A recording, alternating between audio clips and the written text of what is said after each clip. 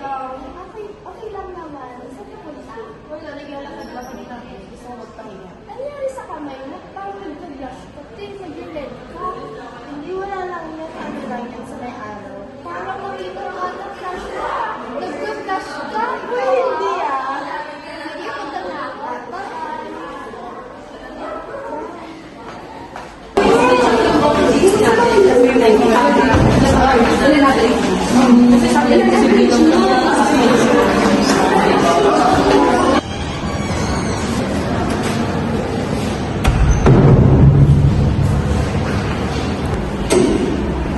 Lamat ako ng mga kati! Ang kati! Ang kati-kati! Ang nangyari sa akin?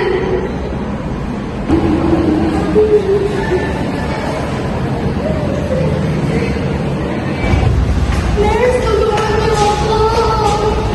Tatlong araw na ako dinalagnat at nanginginig. Hindi ko alam nangyari sa akin. Nagre-red din yung kamay ko, pati mukha ko. Ano ba nangyari sa akin?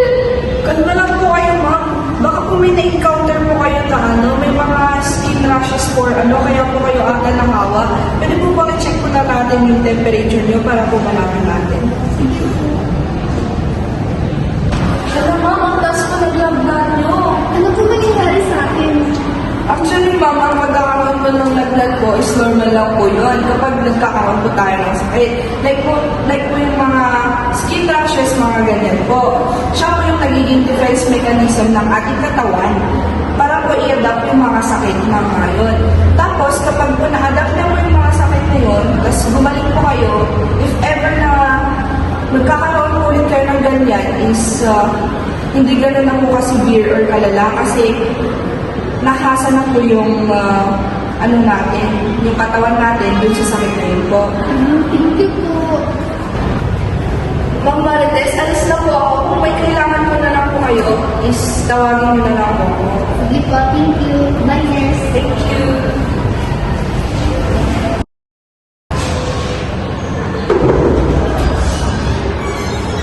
Good morning po, nurse. Good morning po! Pasok po kayo. Ayoko!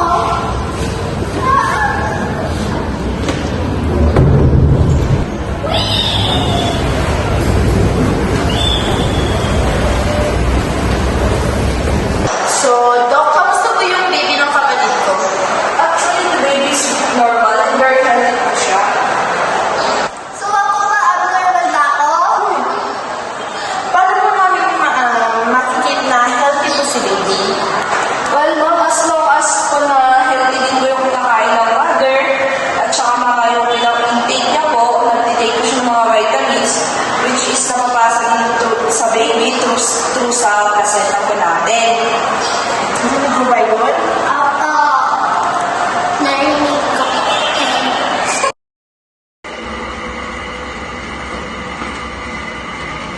Hello ma'am, good morning po. Ano ba yan? Ano ba yan? Ano kaya pag dito sasabihin mo naman mo? Bilisan mo kaya?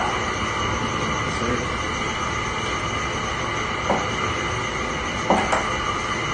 May check up mo na yan? Ma'am, magpapaksin po kayo ng anti-tetanus muna. Nurse, baka magkasakit ako sa vaccine na yan ha. Ang ganda-ganda ko pa naman. Ma'am Marila, mas okay na magpapauna ka kaysa na magmukhakat ng kaso sa selfie mo. Kasi baka may side effects yan. Eh ma'am, may chance ka lang naman magkasipon o lagnat saglit. Pero mas okay na yun kaysa matuluyan ka ng totoong sakit. Parang training wheels lang. At nga ma'am, para at least madap ng katawan mo. Para handa ka na sa Q&A beauty pageant mo. Alam ko nga nagtusok.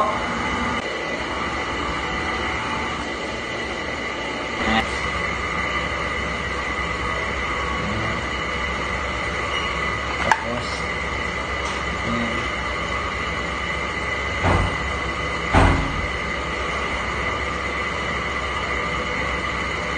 okay na ma'am.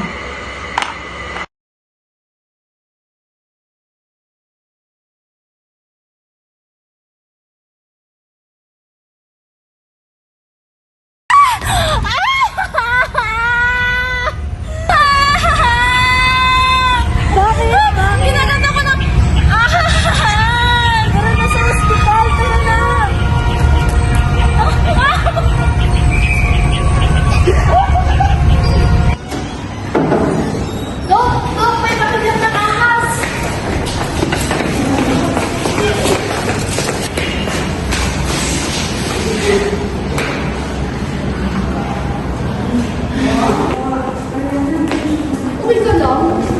Good morning po, ma'am. Ano po concern? Good morning po. Natuklaw po siya ng ahas.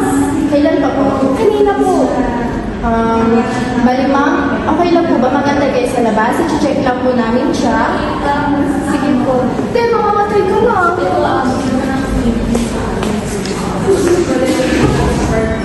Kaya niyo po bang umupo? Opo. Maglakad? Okay ba? Assist ko lang po kayo.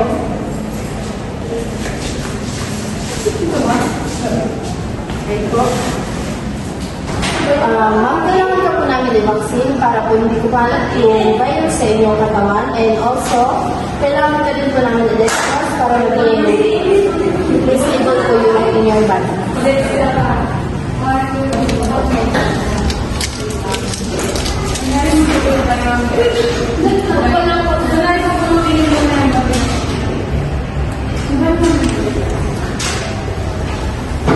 Tapos sabay-sabay ka magsabi goodbye na.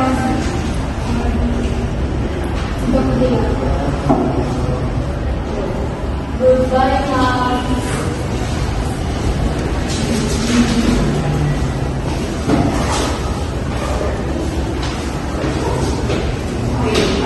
Ma'am, bali, okay lang po ba i-test natin para sa anti-venom para hindi ka kumalat sa inyong katawan?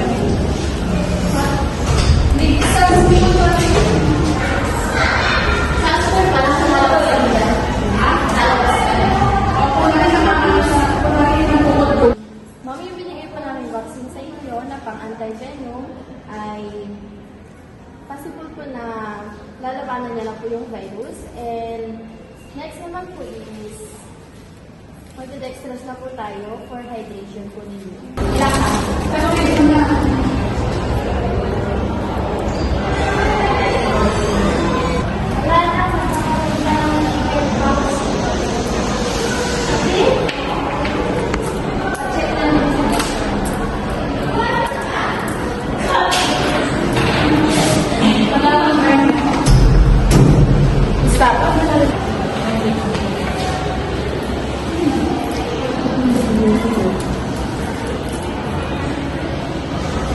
Ma'am, injection na po ito sa kayo.